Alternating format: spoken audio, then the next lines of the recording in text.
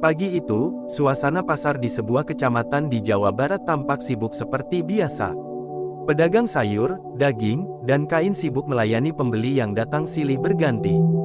Namun di balik kesibukan itu, ada aroma ketakutan yang menyelimuti. Sudah sebulan terakhir ini, pasar itu dikuasai oleh sekelompok preman dari ormas bernama Grip Jaya. Mereka datang tiap hari, meminta uang keamanan dari para pedagang kecil, tanpa ampun. Pedagang yang menolak, tak jarang dagangannya diacak-acak dan bahkan dipukul. Di tengah keresahan itu, datanglah seorang pemuda dengan sarung digulung di pinggang, peci hitam di kepala, dan tasbih melingkar di tangan kiri. Namanya Raffi, santri dari sebuah pesantren di Cianjur yang sedang pulang kampung. Ia hanya berniat belanja untuk ustaz dan teman-temannya di pondok. Namun, langkahnya terhenti saat melihat seorang ibu penjual sayur dipaksa menyerahkan uang dagangannya oleh seorang pria besar bertato naga di leher. "Serahkan sekarang, Bu, jangan bikin abang emosi," gertak pria itu, ketua Grip Jaya wilayah pasar, bernama Danu. Ibu itu menangis, memohon agar tidak diambil semua karena anaknya sedang sakit. Raffi tak tahan. Ia berjalan mendekat dan berdiri di antara Danu dan si ibu. "Abang, kalau butuh uang, kerja yang benar. Jangan dari tangisan orang kecil," ucap Raffi tenang, tapi tegas. Danu melotot, merasa dihina di depan anak buah dan orang banyak. "Lu siapa? Hah, santri ya, mau sok suci di sini?" Tanpa banyak cakap, Danu mengayunkan tinjunya ke arah Raffi. Tapi Raffi lebih cepat. Gerakan silat khas pesantren langsung menghentak. Tangan kanan Raffi menangkis, lalu siku kirinya menghantam leher Danu. Dalam sekejap, tubuh besar itu roboh mencium tanah. Pasar hening. Semua terbelalak, tak percaya ketua ormas yang selama ini menakutkan bisa jatuh dalam satu jurus. Orang-orang mulai bersorak pelan, lalu berani bertepuk tangan. Beberapa pedagang bahkan memeluk Raffi dengan air mata menetes di pipi. Tapi Raffi hanya berkata pelan, "Yang zalim harus dilawan, bukan ditakuti." Kekalahan Danu di tangan Raffi menyebar seperti api di tengah ilalang kering. Dalam waktu singkat, kabar itu menjalar ke telinga para anggota Grip Jaya lainnya yang biasa menguasai wilayah sekitar pasar. Mereka marah bukan main. Harga diri organisasi mereka diinjak-injak seorang santri muda yang bahkan tak bersenjata. Bagi mereka, kekuatan harus dibalas dengan kekuatan. Tak peduli seberapa benar tindakan Raffi, yang penting sekarang adalah mengembalikan wibawa Grip Jaya yang telah tercoreng. Di sebuah warung kopi dekat terminal, mereka berkumpul, membahas rencana pembalasan dengan nada panas dan dendam membara. Ketua wilayah kota, seorang pria bernama Irul yang bertubuh tinggi dengan rambut panjang dikuncir ke belakang, mengetuk meja dengan keras. "Kita enggak bisa diam. Danu jatuh, harga diri kita ikut jatuh. Siapapun yang lawan kita harus dihajar balik," serunya disambut sorakan. Ia lalu menunjuk 3 anak buahnya, pria-pria bertampang keras dengan tato di leher dan dada, lalu memberi perintah, "Cari bocah santri itu. Malam ini juga, tangkap, atau kalau perlu, buat dia cacat." 3 orang itu langsung bergerak dengan motor. Mereka menyisir jalan-jalan di sekitar pasar dan perkampungan. Raffi yang sore itu sedang berjalan pulang dari masjid usai salat asar tidak menyadari dirinya sedang diburu. Di tangannya tergenggam sebuah kitab kecil berjudul Al-Hikam, yang biasa ia baca sambil berjalan. Ia tidak terburu-buru. Dalam pikirannya, kejadian tadi pagi sudah selesai. Baginya, itu adalah kewajiban seorang muslim, mencegah kemungkaran dengan kemampuan yang dimiliki. Tapi ternyata, babak baru sedang dimulai tanpa ia sadari. Langit mulai menguning ketika ketiga preman itu melihat sosok Raffi di ujung jalan desa. Salah satu dari mereka mengangkat besi panjang yang disembunyikan di balik jaket. "Itu dia, bro. Kita sikat sekarang juga," ujar pria bertubuh gempal dengan nama panggilan Ucok. Mereka mengebut mendekat, lalu menghadang Raffi yang berjalan santai. Raffi berhenti, menatap mereka satu-satu, dan menghela napas dalam. "Kalian dari Grip Jaya?" tanyanya datar. "Banyak bacot," seru yang lain, langsung mengayunkan besi. Namun Raffi menghindar gesit. Ia melompat mundur, lalu bersikap tenang, memasang kuda-kuda. Gerakan silatnya tidak keras, tapi penuh presisi. Satu tendangan ke arah lutut membuat Ucok roboh menjerit. 2 lainnya maju bersamaan, namun Raffi memutar tubuhnya, menjatuhkan mereka dengan kombinasi kuncian tangan dan pukulan siku. Tubuh-tubuh besar itu berserakan di tanah. Tapi Raffi tidak puas. Ia mendekati salah satu yang masih sadar dan berujar, kalian ini mau jaga pasar atau jadi perampok? Kalau merasa hebat, cari jalan yang lurus. Jangan ganggu rakyat kecil. Preman itu tidak menjawab. Ia hanya menatap Raffi dengan tatapan bercampur antara takut dan dendam. Ketiganya kemudian berlari terbirit-birit, meninggalkan sepeda motornya begitu saja. Raffi menatap langit senja. Hatinya bergetar. Ia tahu, ini belum selesai. Musuhnya bukan sekadar tukang pala, tapi jaringan kekerasan yang bisa melibatkan banyak pihak. Malam harinya, suasana di kediaman Danu tegang. Irul datang langsung dengan wajah memerah karena amarah. Gagal lagi, apa santri itu punya ajian? Hardiknya, Danu yang masih mengenakan perban di pipi menunduk malu. Ia tidak bisa menjawab. Rasa malu karena kalah sudah cukup menyiksa. Kini ditambah kemarahan Irul yang bisa berujung pemecatan dari ormas, atau lebih buruk penyingkiran secara paksa. Kita harus cari dukun. Biar dia yang lumpuhkan anak itu, cetus salah satu anggota yang dikenal kerap memakai jimat-jimat. Irul berpikir sejenak. Santri itu tidak biasa. Ilmunya halus tapi kuat. Kita perlu bantuan dari luar. Aku tahu seseorang. Namanya Mbah Gondo, dukun tua di kaki Gunung Guntur. Dulu pernah bantu kita waktu rebutan tanah. Sekarang waktunya dia turun lagi. Mereka pun sepakat. Sebuah rencana gelap mulai dirancang. Bukan hanya fisik, tapi kekuatan mistis akan dilibatkan dalam pembalasan ini. Dan di antara mereka, tak ada yang tahu bahwa Raffi bukan hanya santri biasa. Ia pernah digembleng dalam tirakat berat oleh guru-guru ruhani di pesantren Gunung Luhur. Di sisi lain, Raffi kembali ke pondok tempat ia tinggal selama beberapa hari mudik. Ustaz Marwan, pembimbing spiritual di pesantren tersebut, sudah mendengar kabar keributan itu. Ia memanggil Raffi ke ruang tamu. Nak Raffi, aku dengar kamu menghajar preman pasar, katanya dengan suara dalam namun tenang. Raffi mengangguk, tak berniat membantah. Saya hanya tak tahan melihat orang lemah ditindas, Ustaz. Marwan menatap mata Raffi lama. Itu bagus, tapi kamu harus tahu, kekerasan, walau dalam kebaikan, akan memancing gelombang lain. Kamu sudah membuka gerbang. Raffi mengangguk pelan. Ia tahu, saya siap, Ustaz. Kalau gelombang itu datang, biarlah saya jadi karang yang menahannya. Ustaz Marwan tersenyum. Kalau begitu, mulai malam ini kamu ikut saya wirid malam. Kita harus perkuat benteng jiwa. Malam mulai larut ketika Raffi selesai mengikuti wirid bersama Ustaz Marwan di musala kecil pondok. Tubuhnya letih, tapi hatinya tenang. Ia tahu badai belum selesai, namun zikir yang mengalun dalam diam telah menguatkan batinnya. Dengan langkah ringan, ia berjalan pulang ke rumah orang tuanya yang berjarak 15 menit dari pondok. Jalan setapak yang dilaluinya gelap dan sepi, hanya ditemani suara jangkrik dan desiran angin malam yang dingin. Tapi malam itu bukan malam biasa. Di balik semak-semak dan rerimbunan bambu, tiga sosok misterius telah menunggu. Mereka bukan anggota ormas biasa, melainkan orang-orang bayaran yang dikirim oleh Irul. Wajah mereka ditutup kain, dan tangan mereka menggenggam senjata tajam. Saat Raffi mendekat ke ujung tikungan, cahaya bulan menyingkap sosok-sosok itu. Salah satu dari mereka melompat ke tengah jalan, menghadang sambil mengangkat golok. Dua lainnya muncul dari samping, mengurung Raffi seperti pemburu mengepung rusa. Tapi Raffi tetap tenang. Ia tidak panik, nafasnya teratur. Kalian pikir malam akan sembunyikan niat buruk? Tanyanya lirih. Salah satu dari mereka tertawa kecil, lalu berkata, kami tak perlu tahu siapa kau. Yang penting, malam ini kau tak akan bisa berjalan pulang lagi. Tanpa aba-aba, mereka menyerang. Golok meluncur dari kanan, disusul ayunan besi dari kiri. Tapi Raffi melenting ke belakang, lalu memutar tubuh, membuat dua penyerang pertama saling bertabrakan. Ia lalu menyapu kaki salah satu dengan tendangan rendah. Orang itu jatuh dengan erangan. Dua lainnya terus menyerang, tapi gerakan Raffi seperti air, mengalir dan menangkis dengan gerakan ringan tapi presisi. Ia memukul pergelangan tangan lawan hingga senjata terlepas, lalu mengunci leher satu penyerang dengan lengan dan menjatuhkannya dalam sekali hentakan. Pertarungan hanya berlangsung 3 menit, tapi cukup untuk membuat ketiga penyerang itu tak bisa berdiri.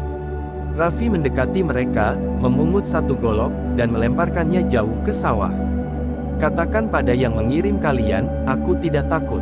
Tapi aku juga tidak membalas dengan kebencian. Pulanglah, perbaiki hidup kalian." Para penyerang itu tidak menjawab. Mereka hanya menatap Raffi seperti melihat sesuatu yang lebih dari sekadar santri biasa. Raffi menghela napas. Malam semakin gelap, dan ia berjalan pulang tanpa menoleh lagi. Keesokan harinya, berita tentang penghadangan santri kembali menyebar. Di warung kopi dan lapak pasar, para pedagang saling berbisik. "Santri itu sakti ya, 3 orang bawa senjata pun kalah," ujar seorang penjual tempe. "Ini kayak kisah pendekar zaman dulu," timpal penjual rokok. Meski bisik-bisik, semua orang tahu ini lebih dari sekadar cerita laga.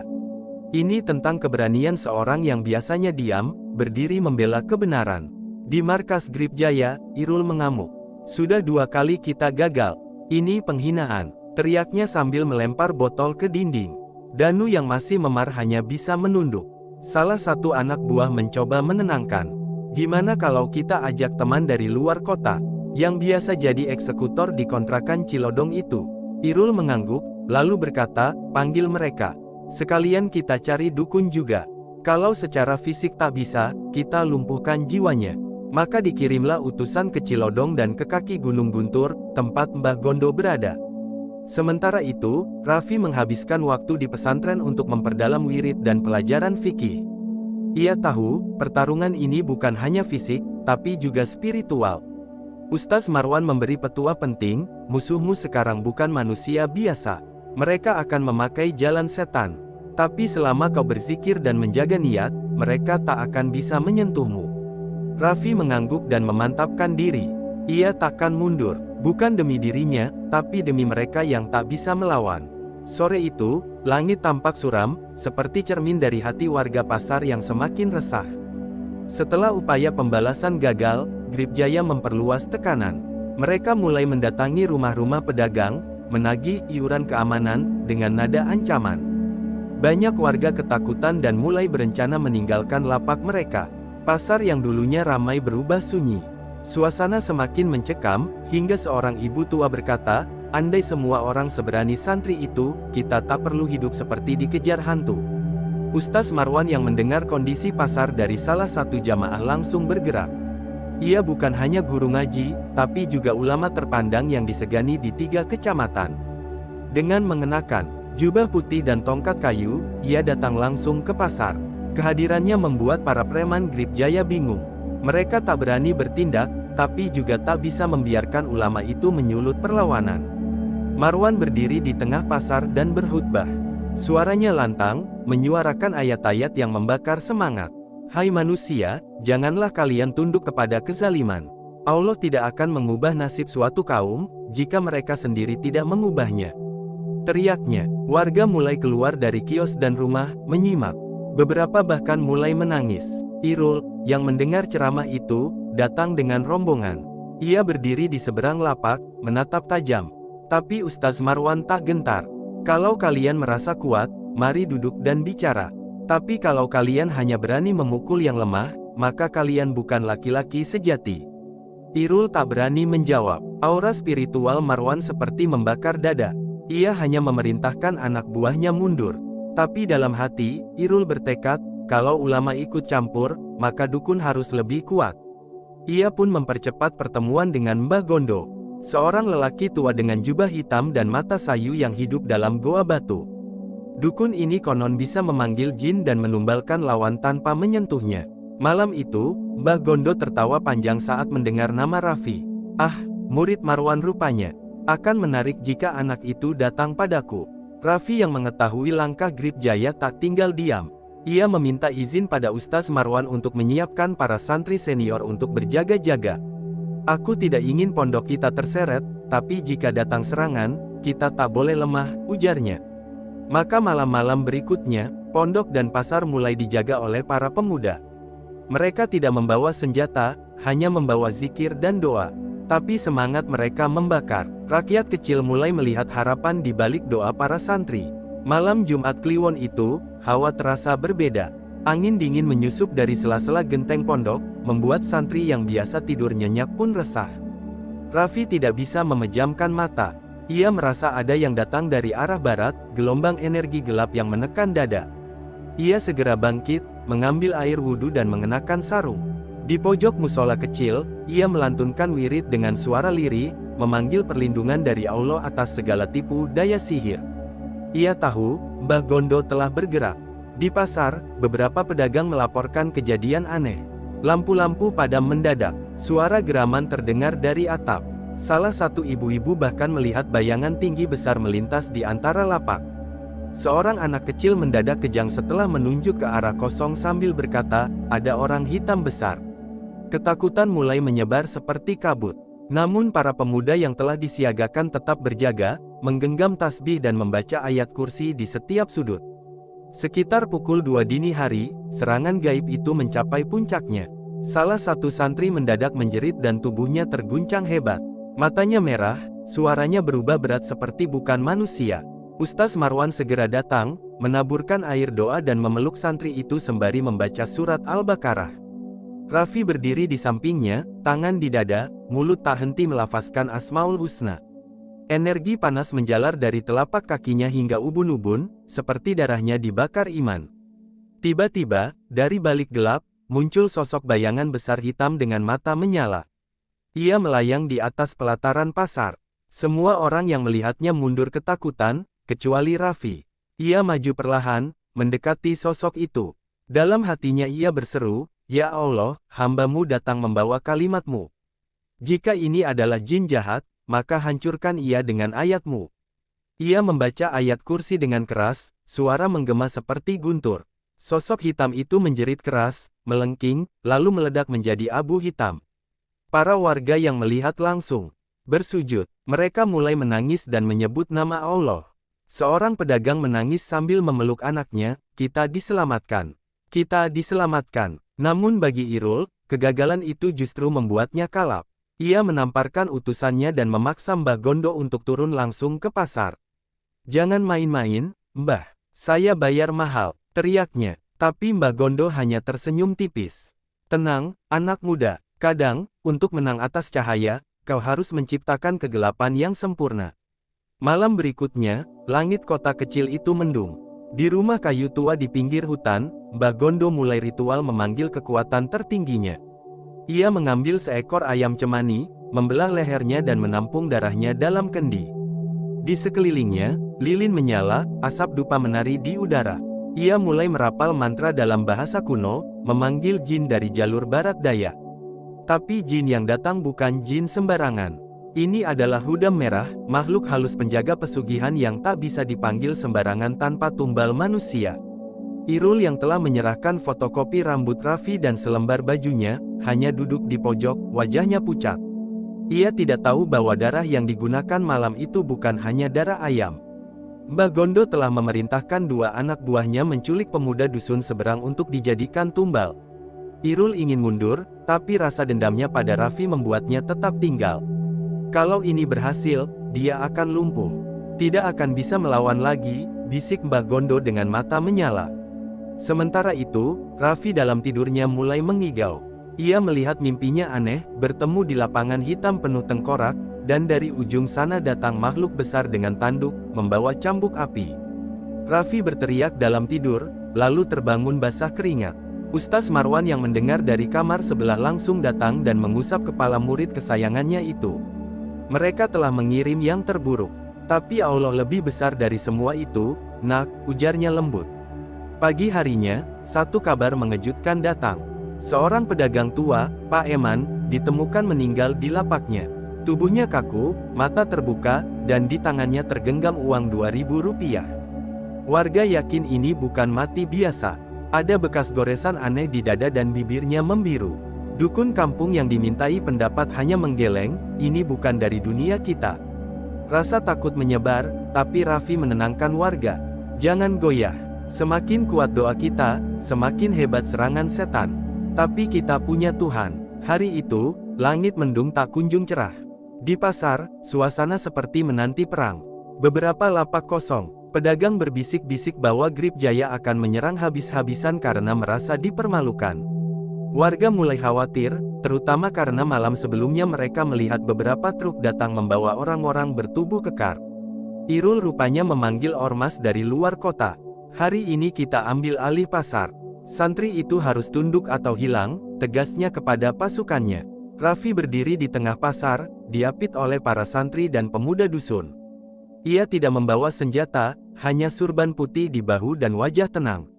Di tangannya tergenggam mushaf kecil pemberian almarhum ayahnya.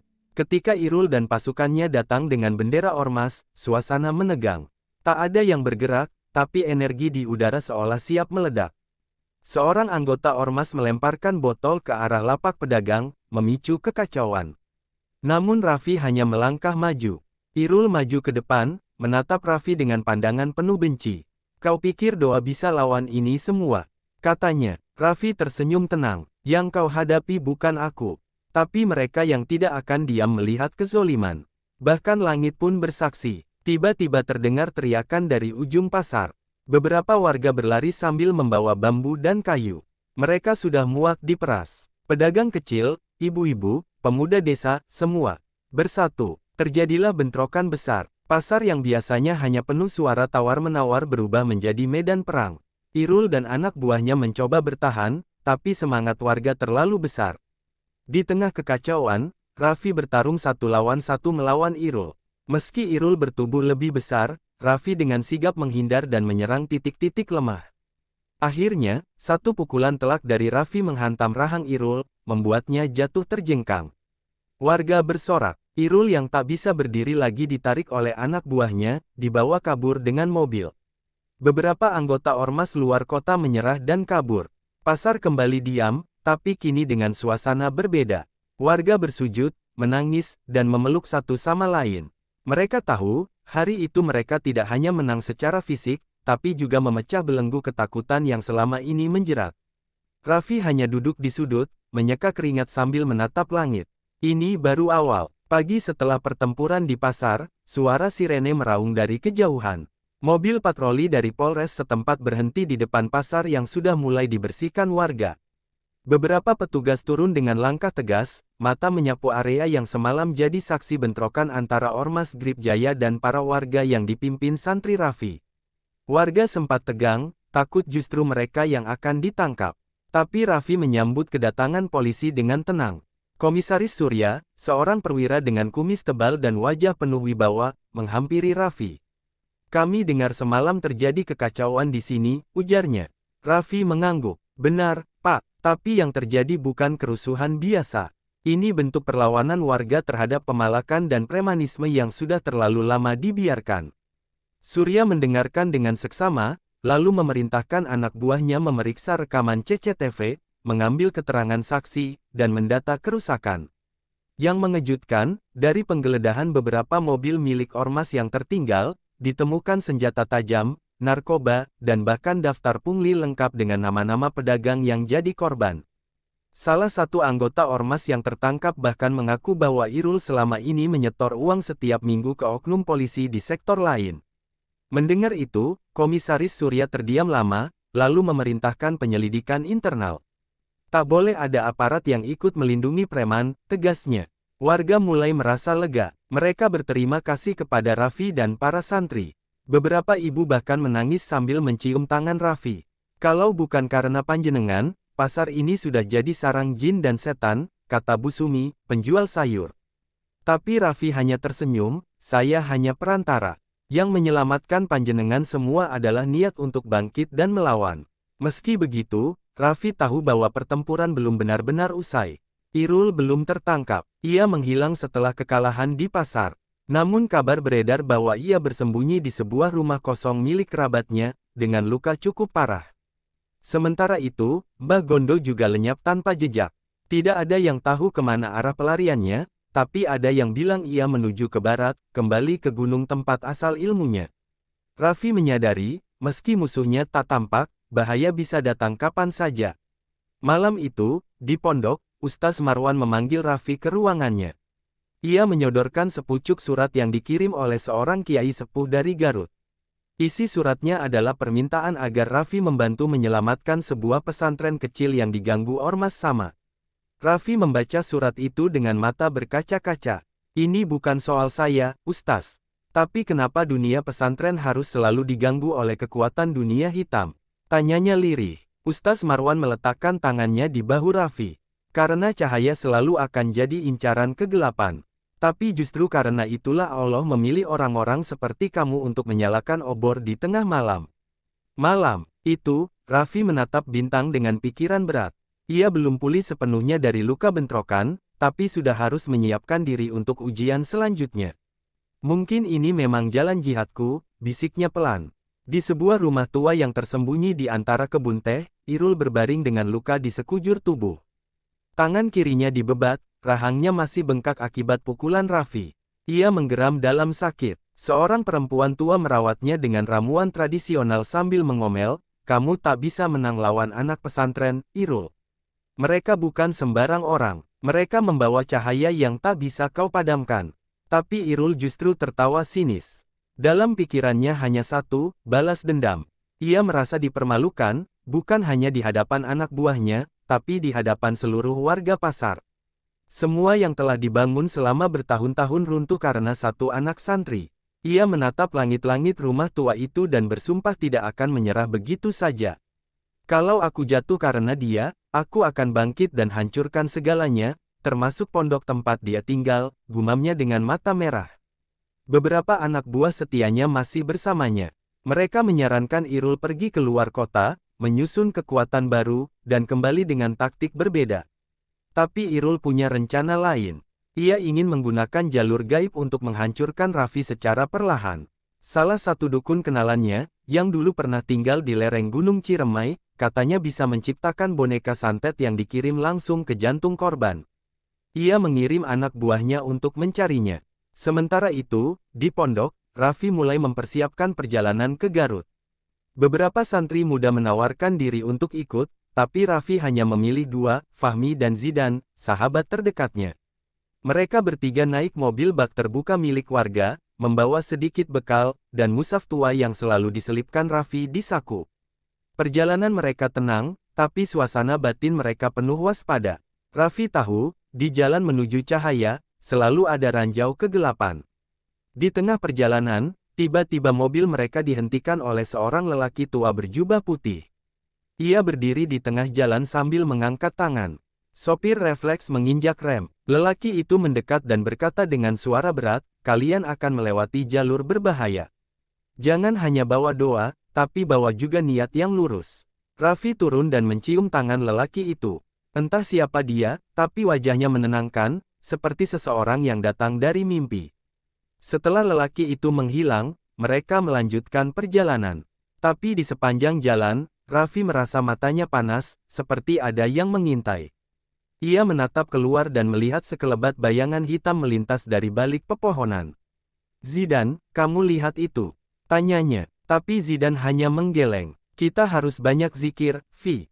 Aku juga merasakan hawa aneh." Maka mereka mulai melantunkan doa, tak henti hingga sampai di gerbang. Sesampainya di Garut, mereka langsung disambut oleh Kiai Mahfuz, ulama sepuh yang wajahnya penuh wibawa dan senyum yang tenang. Pondok tempat beliau mengajar terletak di kaki bukit, jauh dari jalan raya, dikelilingi pohon besar dan suara air sungai. Kiai Mahfuz memeluk Raffi lama, seolah menyambut seorang cucu yang sudah lama dinanti. "Kami sudah menunggu. Kau akan jadi kunci bagi cahaya yang ingin padam di tempat ini," ujar beliau lirih. Raffi diajak berkeliling pondok. Ia melihat beberapa santri yang trauma, beberapa anak bahkan tak mau bicara. Ternyata selama 2 bulan terakhir, pondok itu diteror oleh ormas kecil yang menamakan diri Gerakan Pemuda Amanah, topeng lain dari kelompok pemalak. Mereka datang menagih uang keamanan, mengancam santri, dan merusak ladang milik pesantren. "Kami sudah lapor polisi, tapi belum ada tindakan," ujar Kiai Mahfuz sedih. Raffi mulai menyusun langkah. Ia mengumpulkan para santri, mengajarkan wirid perlindungan, dan mempersiapkan strategi non-fisik untuk menghadapi ancaman. Ia mengingatkan mereka bahwa perjuangan ini bukan semata melawan manusia, tapi juga sistem kezaliman yang sudah lama dibiarkan tumbuh. Setiap malam, ia bersama Fahmi dan Zidan mengelilingi pondok sambil membaca doa-doa penjaga alam. Cahaya lilin di kamar-kamar pondok kembali menyala tenang. Sementara itu, Irul yang tahu Raffi berada di Garut, segera mengutus satu anak buahnya ke sana untuk memantau. Ia tak mau menyerang gegabah. Ia ingin menyerang dengan cara halus, menyusupkan fitnah, menyebarkan hoaks bahwa Raffi hanya cari nama, bahkan mengaku bahwa pondok itu tempat cuci uang. Beberapa warga sekitar sempat mulai ragu, tapi Kiai Mahfuz justru menjawab dengan ketenangan luar biasa. Kita jawab fitnah dengan akhlak. Hari Jumat itu, Raffi diminta mengisi khutbah. Masjid penuh sesak. Warga desa berdatangan, penasaran dengan santri muda yang katanya menumbangkan ormas preman. Di atas mimbar, Raffi berbicara tanpa teks, hanya membawa Al-Quran kecil di tangannya. Jika kita diam melihat kezaliman, maka kita sedang merawat luka di tubuh umat ini. Tapi jika kita lawan dengan iman, maka kita sedang menyalakan obor untuk generasi setelah kita. Warga menangis. Beberapa ormas lokal yang awalnya ragu kini malah mendekat, menawarkan bantuan. Cahaya mulai tumbuh di Garut, tapi Raffi tahu bahwa bayangan Irul masih mengintai. Ia bisa merasakan malam-malam yang akan datang tidak akan mudah. Tapi dalam hatinya sudah tak ada takut. Sebab ia percaya, jalan kebenaran mungkin penuh duri, tapi setiap luka akan diganti Allah dengan kemenangan yang hakiki. Malam menjelang di Garut ketika kabar mengejutkan sampai ke telinga Raffi. Seorang warga yang pernah bekerja sebagai sopir Irul mengirim pesan lewat santri lain, menyampaikan bahwa Irul telah bekerja sama dengan kelompok dukun hitam dari utara Tasikmalaya. Mereka tidak hanya berencana menyerang secara fisik, tapi juga melalui jalur gaib, mengirim santet, membangkitkan makhluk halus, dan mengaburkan nalar warga dengan tipu daya spiritual. Raffi duduk dalam diam di serambi musala pondok. Hatinya bergolak, namun wajahnya tetap tenang. Ia tahu, ini bukan sekadar konflik antar manusia, tapi pertarungan keyakinan. Ia pun memperbanyak istighfar dan membaca ayat-ayat pelindung dari Al-Quran, memagari diri dan pondok dengan doa-doa warisan para wali. Kiai Mahfuz, meski sudah sepuh, tetap turun langsung mengimami salat malam, membimbing semua santri agar tidak takut. Irul, dari tempat persembunyiannya, merasa waktunya sudah hampir habis. Ia meminum racikan dukun yang disebut-sebut bisa membangkitkan kekuatan dari dalam tanah. Di sekelilingnya, 5 orang dukun duduk bersila, membaca mantra dengan bahasa yang tak dikenali. Di tengah ruangan, sebuah kendi berisi darah ayam hitam ditempatkan, dipercaya sebagai medium untuk memanggil jin penjaga Gunung Galunggung. Irul memejamkan mata, tubuhnya gemetar diserap energi asing. Di Garut, malam itu angin bertiup kencang. Pohon-pohon di sekitar pondok bergoyang tak wajar. Beberapa santri bermimpi buruk, melihat bayangan hitam dengan mata menyala datang merayap ke kamar mereka. Tapi sebelum fajar menyingsing, terdengar suara keras dari arah aula utama. Ternyata, mushaf tua milik pondok tiba-tiba terbuka sendiri, dan cahaya lembut menyebar darinya. Santri yang melihatnya langsung sujud, menangis dalam haru. Kiai Mahfuz menafsirkan kejadian itu sebagai pertanda bahwa akan ada pertarungan terakhir. Ia memanggil Raffi, Fahmi, dan Zidan, lalu menyerahkan seutas tasbih kuno yang katanya milik gurunya dahulu. Ini akan membimbing kalian. Jangan gunakan untuk menyerang, tapi untuk menguatkan hati. Raffi menggenggam tasbih itu erat, merasakan hawa hangat mengalir dari dalamnya. Ia sadar, waktu konfrontasi sudah diambang. Keesokan malamnya, langit mendung tapi hujan tak kunjung turun. Seekor burung gagak hitam tiba-tiba jatuh di pelataran pondok, mati dengan mata terbuka lebar. Tanda yang dikenal para santri sebagai simbol serangan gaib yang akan datang. Raffi memerintahkan semua santri mengunci pintu dan tetap dalam zikir. Ia sendiri berdiri di tengah halaman, menghadapi angin malam yang membawa aroma anyir dan aroma dupa busuk. Dari kejauhan, terdengar suara gamelan gaib, disusul bau amis yang menusuk hidung. Irul, dengan wajah penuh tato dan mata merah, muncul di balik kabut bersama 3 dukun. Tapi langkah mereka tertahan ketika Raffi melantunkan ayat kursi dengan penuh keyakinan. Langit yang semula kelam perlahan terang, dan suara azan subuh tiba-tiba berkumandang dari surau kecil di seberang sungai. Dukun-dukun itu terpental mundur, satu persatu jatuh tersungkur. Irul berteriak murka, tapi kekuatannya melemah. Tubuhnya terbakar pelan oleh cahaya dari tasbih Raffi yang kini bersinar terang. Dalam jeritannya yang terakhir, Irul berteriak, "Kalian menang hari ini, tapi akan selalu ada bayangan dalam cahaya." Lalu tubuhnya menghitam, retak seperti tanah kering, dan akhirnya hancur menjadi debu hitam tertiup angin. Para santri berteriak takbir, dan langit pun perlahan memutih oleh fajar yang akhirnya datang. Pagi yang menyambut Garut tampak berbeda dari hari-hari biasanya. Setelah malam yang dipenuhi teror dan kebangkitan kekuatan jahat, matahari pagi itu bersinar dengan warna emas yang lebih hangat dari biasanya. Pasar yang sempat sepi dan penuh ketakutan kini mulai dipenuhi kembali oleh warga.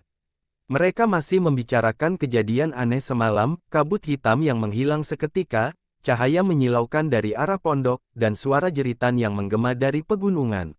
Raffi berjalan pelan menuju pasar. Ia mengenakan baju koko putih sederhana dan peci hitam. Meski tubuhnya terasa lelah, matanya tetap tajam. Di pinggangnya, tasbih dari Kiai Mahfuz menggantung seperti senjata paling sakti. Ia tahu, belum semua masalah selesai. Pasar harus kembali tenang, warga harus bebas berdagang tanpa dipalak, dan nama pesantren tak boleh lagi dijadikan bahan fitnah oleh kelompok-kelompok hitam. Di tengah pasar, beberapa orang mantan anak buah Irul mencoba mengibarkan spanduk baru. Mereka menamai diri Ormas Grip Baru, mengklaim tak ada hubungan dengan Irul, dan menuntut sumbangan sukarela dari para pedagang.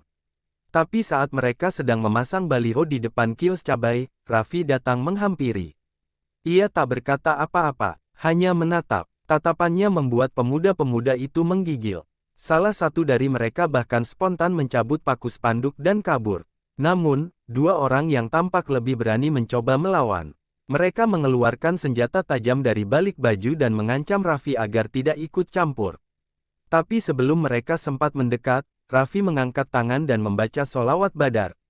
Udara di sekitar tiba-tiba bergetar, dan dua lelaki itu terpental seperti ditarik angin tak terlihat. Orang-orang di pasar berteriak, namun bukan karena takut, melainkan karena kagum. Mereka menyaksikan sendiri bahwa kekuatan yang membela mereka bukan hanya otot, tapi keyakinan. Kiai Mahfuz tiba di pasar tak lama kemudian, menaiki becak tua yang dikayu santri. Ia mengajak warga duduk bersama, berdialog di lapak-lapak yang biasa dijadikan tempat ngopi. Pasar ini harus jadi tempat rezeki halal, bukan tempat takut dan maksiat, ucapnya. Warga setuju, dan mereka mulai membentuk komunitas pengamanan pasar dari pedagang itu sendiri, yang akan didampingi langsung oleh pondok pesantren.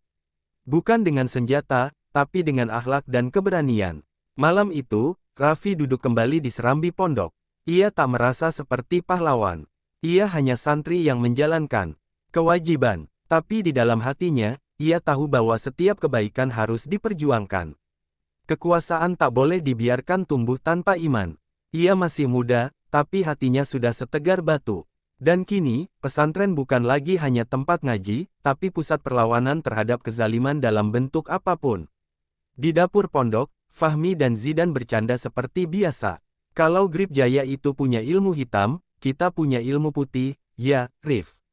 Kata Zidan sambil tertawa. Raffi hanya tersenyum. Ia menatap langit yang cerah, seakan menyapa semua leluhur yang pernah mendoakan keselamatan tanah ini. Karena di atas tanah yang teraniaya, selalu akan lahir satu anak muda yang menolak tunduk, walau harus berdiri sendiri. Dan kisah itu akan terus mengalir, selagi masih ada pasar yang dipalak, rakyat yang ditindas, dan santri yang berani berdiri.